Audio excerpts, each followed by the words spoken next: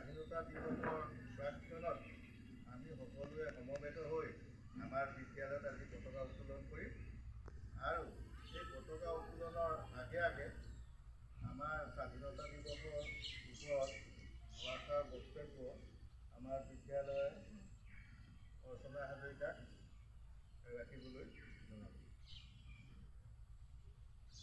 সকলোলৈকে ৭৭তম স্বাধীনতা দিৱসৰ শুভেচ্ছা জ্ঞাপন কৰিছোঁ। আজি আমি সকলো ইয়াত সমবেত হৈছোঁ আমাৰ এই শিক্ষানুষ্ঠানখনৰ প্ৰাংগণত।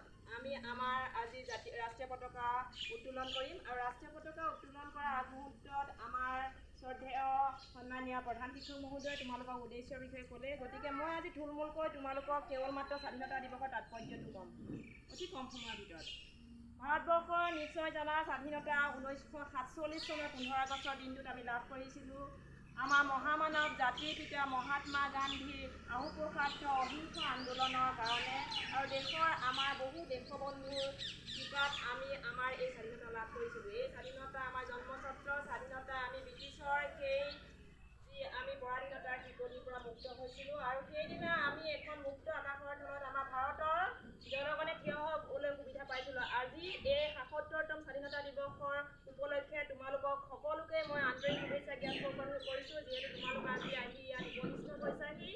তদুপৰি আজি এই দিনটোত আমি সকলোৱে এটা আনন্দ বা মনত এটা শান্তি লভিছোঁ, যিহেতু আমি বিগত বহুকেইবছৰ এনেদৰে স্বাধীনতা দিৱস উদযাপন কৰাৰ সুবিধা পোৱা নাছিলোঁ আৰু কিছুমান সমস্যাৰ কাৰণে বা কিছুমান কথাৰ কাৰণে আমি স্বাধীনতা দিৱসৰ পৰা বিৰত আছিলোঁ। কিন্তু আজি আমি এনেদৰে মুক্তভাৱে সকলো ওলাই আহিছোঁ, আমাক কোনো বাধা দিব পৰা নাই। গতিকে আমি সকলোৱে আজি হাঁহিমুখে স্বাধীনতা দিৱস উদযাপন কৰিম, ৰাষ্ট্ৰীয় সংগীত পৰিৱেশন কৰিম আৰু এই স্বাধীনতা দিৱসৰ দিনা আমি সকলোৱে এতিয়া আমি নিজ নিজ কাৰ্যসূচীত আগবাঢ়িম। ধন্যবাদ।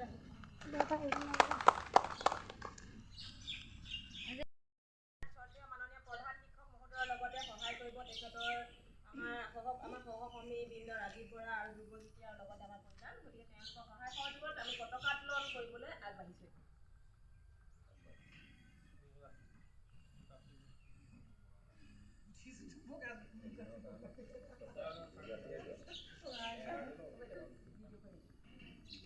এয়া আমাৰ পতাকা উত্তোলন কাৰ্যসূচী আৰম্ভ হৈছে নতুন বালিজান উচ্চ বুনিয়াদী বিদ্যালয়ৰ প্ৰাংগণত। আমি আমাৰ পতাকা উত্তোলন কৰিবলৈ লৈছোঁ আৰু পতাকা উত্তোলন কাৰ্যসূচীত ভাগ লৈছে আমাৰ এই প্ৰধান শিক্ষক মহোদয়ৰ লগতে আমাৰ সহকৰ্মী ধ্ৰুৱজ্যোতি হাজৰিকা আৰু আমি সকলোৱে সহায় সহযোগত এয়া আমি পতাকা উত্তোলন কৰিবলৈ আৰম্ভ কৰিছোঁ।